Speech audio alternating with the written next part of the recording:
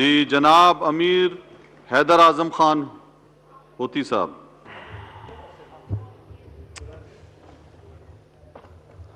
शुक्रिया स्पीकर साहब।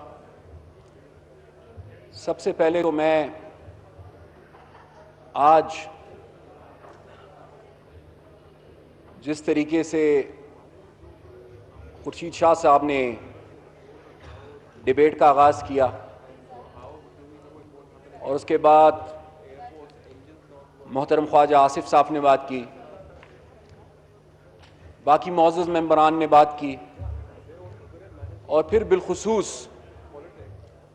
हुकूमती बेंचेस की तरफ से एक नहायत ही सीनियर पार्लियामेंटेरियन और सीनियर काबिल एहतराम पॉलिटिशियन मोहतरम सैयद फ़खर इमाम साहब ने जिस तरीके से रिस्पॉन्ड किया है, तो कम अज़ कम आज इस हाउस के मेंबर होने की हैसियत से मैं ये फ़ख्र महसूस कर रहा हूँ कि मैं इस पार्लियामेंट का हिस्सा हूँ जिस पार्लियामेंट ने आज कम अज़ कम एक अहम इशू पर मुकम्मल इत्तिफाक और इत्तेहाद का मुजाहरा किया है। और मेरे ख्याल से इन्हीं रिवायात को बरकरार रखने की ज़रूरत है। इख्तिलाफ राय एक कुदरती अमल है। हुकूमत को हमसे गिले होंगे, हमें हुकूमत से शिकवे होंगे, हमारी सियासत एक दूसरे से जुदा और मुख्तलिफ होगी,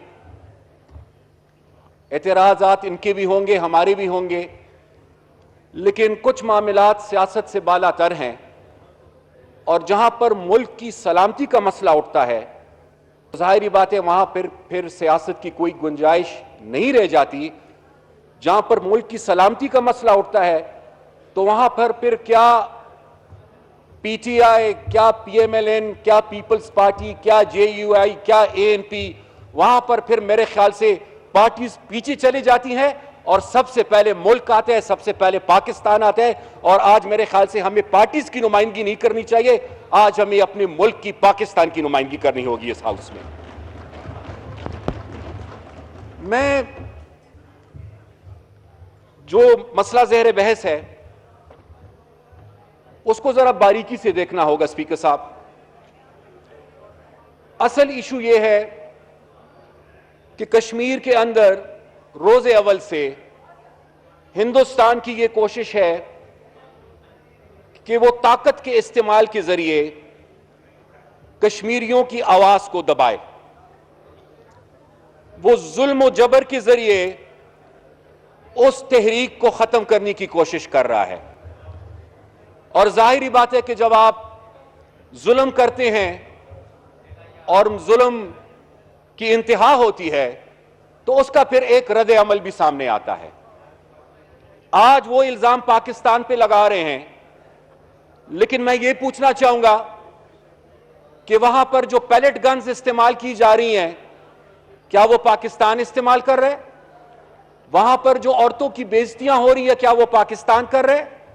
वहां पर जो निहत्ती शहरियों को शहीद किया जा रहा है, मारा जा रहा है, कत्ल किया जा रहा है, क्या वो पाकिस्तान कर रहे हैं? पाकिस्तान नहीं कर रहा, वो हिंदुस्तान कर रहा है। और जब भी उसका रिएक्शन आता है, हमेशा फिर हिंदुस्तान की यह कोशिश होती है कि वो पाकिस्तान पर उसका इल्जाम लगाए और एक दफा फिर हिंदुस्तान ने अपनी रिवायात को बरकरार रखते हुए पाकिस्तान पर एक बेबुनियाद इल्जाम लगाया है। दूसरी तरफ मोहतरम स्पीकर साहब, इस वक्त हिंदुस्तान में इलेक्शंस हैं और मोदी साहब इस वक्त आग से खेल रहे हैं।